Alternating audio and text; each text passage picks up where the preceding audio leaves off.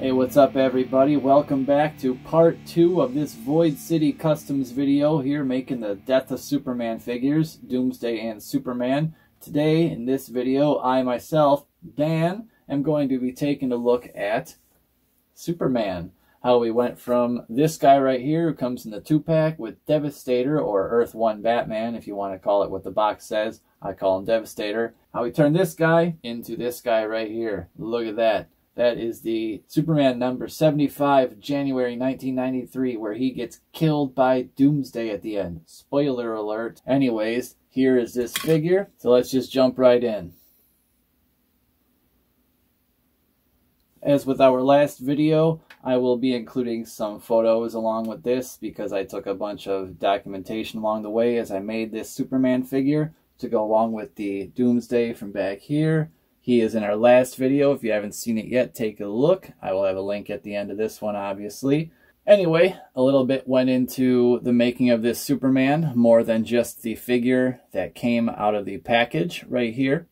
Same as with the Doomsday, I had to use pieces from another figure to make this Superman come out the way I wanted it to, as well as my first attempt at making a cloth outfit, and I think it actually came out rather well, and I'll tell you how I did that, and also what figure we used to make the chest here, because obviously Superman has this blue chest with the emblem on it, and that's not what is here. Once again, I think I'll just start off from the head down, so this won't necessarily be the order that I did all these steps, but I just want to show you all the things I did, so you guys can maybe do these at home or learn some steps for making your own customs. Because once you go down this road of making customs, as Toast warned me, and I will warn you guys, you won't want to stop. You'll want to make all sorts of toys, all sorts of action figures, all that stuff. You'll just keep going and going and going. Might as well have fun with it and learn some things along the way.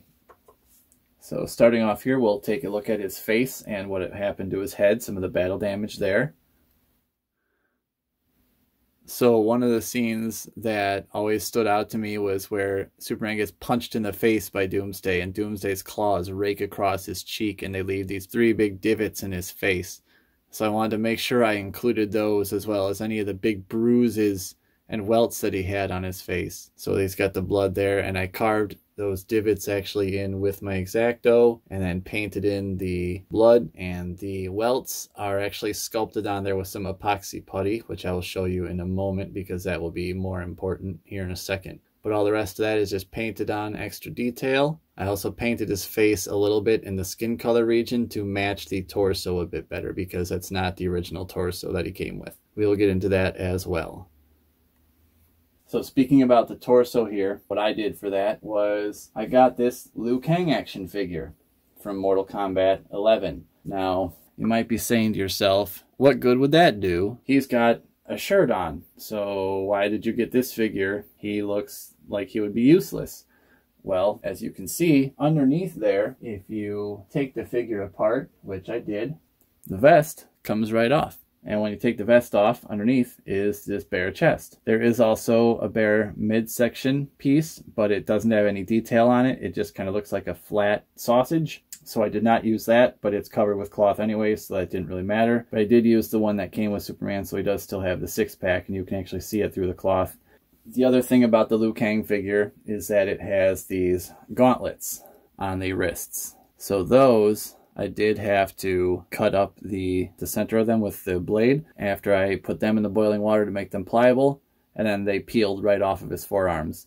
Now, it did leave some divots in the forearms, which I will show the photos of here. And in order to fix those, I used the epoxy putty that I spoke about earlier. Epoxy clay, I guess you would call this particular version. So this is epoxy clay, parts A and B. Now, you keep those separate, obviously. And what you do is you take part A a little bit and part B, and you basically mix them together in your hands like they're clay, and just mix them until they're one solid piece and they're very pliable. And then once that works, you have, you know, maybe 1 to 3 hours, as it says here, to sculpt it, work with it, make it into whatever you want. And after that, it hardens up and it cures. Like it says here, rock hard, basically turns into plastic. So that stuff is really nice for action figure work if you want to do some small sculpting work and add details on. So that's what is on his face. It just sticks right on there, and then it just cures, and then it's on there. And I just painted it. Same with in his forearms. I filled in the divots left by the tabs from his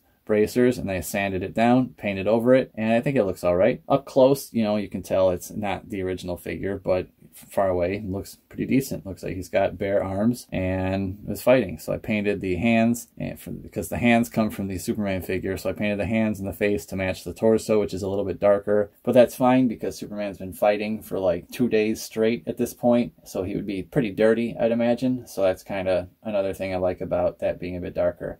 One thing I did here on his shoulder was I drilled some holes there, little tiny ones. I used the tip of my X-Acto blade and painted there because he did have some holes in his shoulder that were all bleeding from those pages. I did blood on his knuckles from punching all those bone spurs all day long, and also dripping from his mouth down onto his chest there. One detail that I also put in is where Doomsday used those giant elbow spikes I talked about in the previous video, but I will show again right here.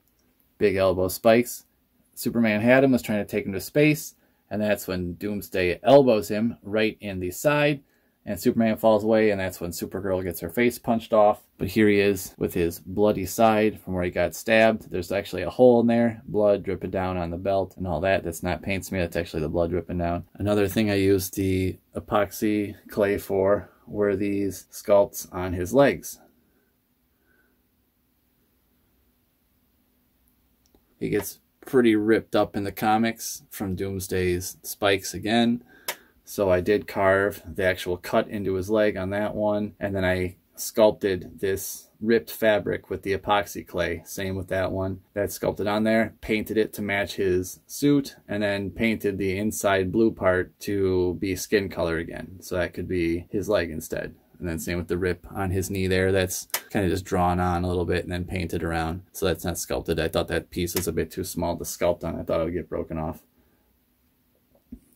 So here comes a fun part right here. The last little bit I want to talk about today is his shirt. So basically, this shirt is made from an actual Superman t-shirt that I owned. Now I had this shirt, that's why it's the right color. It's Superman blue, matched the shorts, matched the paint there. So good job McFarlane getting that blue color right for Superman. Matched the shirt up, and while the torso was off, basically I just kind of sewed a small bag sort of up and around him and just sewed it up the sides of him with just hand sewed, needle and thread, just sewed it up there. And then what I did was I flipped it inside out. That way all the stitches are inside, and I just kind of cut around with tiny little scissors, and I did some little cuts on there. I'll show some graphics of that, little cuts to make it look like the fabric was ripped, and I used a little bit of glue on there to sort of set those cuts so they would be in a certain position for always. And then I cut the emblem out of the original Superman figure right here. He's got this emblem in his chest. That can be removed. Again, boiling water. He gets real pliable. You can peel that piece out. It's a separate part. And I trimmed it down, cut it out to be the right shape, and then stuck that onto the shirt. So that would be still a hard emblem piece on there. It's still 3D and sticks out, still metallic, but it also, again, now matches the comics.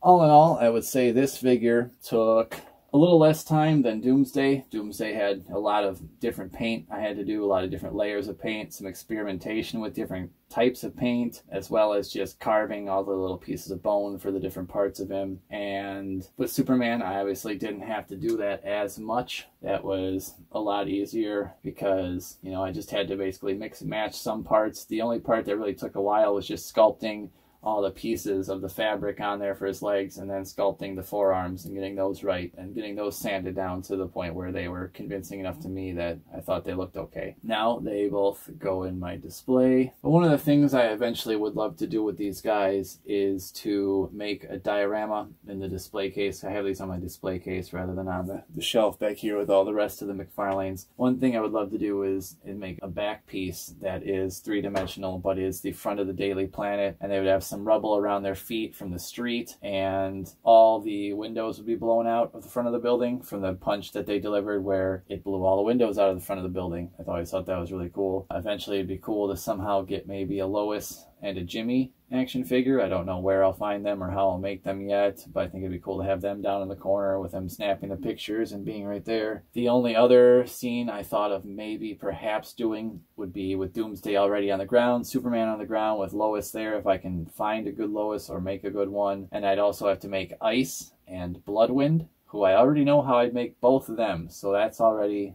problem solved there. It's just, do I want to put much effort into those characters that don't even really exist anymore, at least not in that form, or have been seen ever since. So I thought it'd be cool to have them there. But either way, I'm probably just gonna have these two in front of the Daily Planet, and I think that'll be pretty awesome. But there you have it. I mean, that's pretty much the whole story behind my custom Death of Superman from issue 75, volume 2 of Superman, January 1993, where Superman and Doomsday fought to the death in front of the Daily Planet building in Metropolis.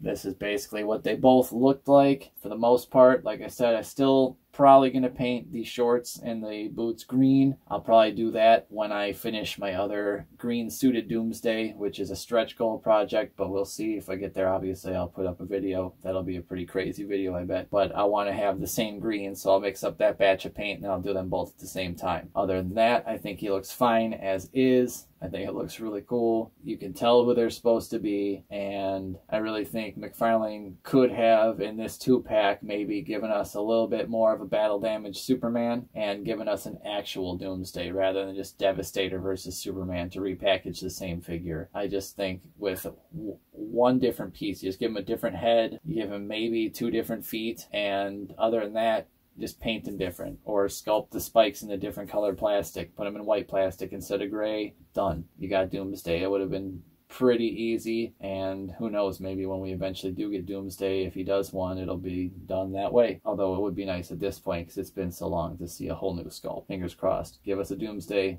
new sculpt. I would love to see an actual McFarlane Doomsday. I think it would be pretty cool. But there you go. Let me know what you guys think. Like and subscribe as always. Hit that notification bell so you know when I make more figures, or when we review more figures, or review anything else, or whenever Toast talks about comics. And let us know in the comments what you thought about this guy, if you've made any of your own customs, and if there's any you would like to see me tackle, or if there's any you would like to see us talk about. Do stay tuned. I do plan at some point, I don't know when this will happen, I do plan to try to make the Reign of the Supermen. All 4 of those guys. So you're going to have Cyborg Superman, Eradicator, Steel, and Superboy. That is the plan. We will see if I can get there. We shall see. That is the stretch goal. Obviously, that will be a video I will post once I get those done, once I've made them. Stay tuned here. The only way you're going to see it is if you hit that subscription and hit that bell for those notifications. Until then, I have been Dan. This has been Void City Customs, part of Void City Reviews, and we will see you next time.